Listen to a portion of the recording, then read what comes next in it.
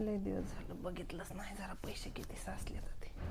कुठं असेच सून आली तसं पोराचे कपडे धुया नाही तर पैसेच कुठलं काढून घ्यावं.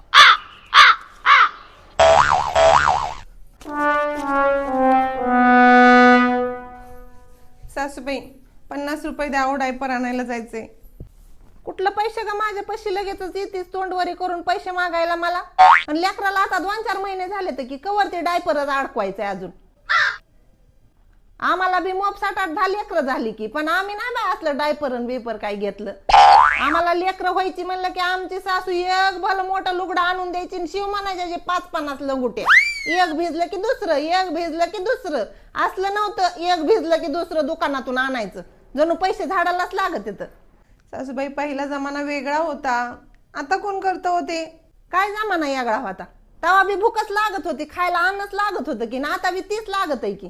तेव्हा आमच्या टायमाला कसलं होतं, काही नवं जुनं खाऊ वाटलं की धपाटी करायची, कोंडोळी करायची. आता नाही, आता तसलं नरड्याच्या खाली सुद्धा उतरत नाही. सासूबाई आता पहिल्यासारखं धपाटे कोंडोळे होतं का घरात?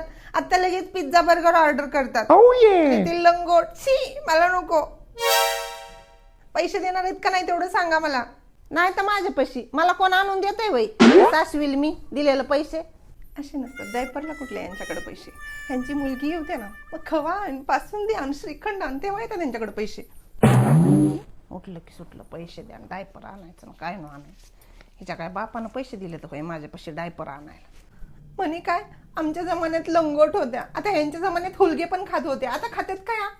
मला लागत नाहीत का लेखी आल्यावर काय खाया प्याया नाही. साधा पिझ्झा ऑर्डर केला तर कसं चटक्या देत खातात, म्हणे आमच्या जमान्यात नव्हतं, मग आता कशाला खात्यात?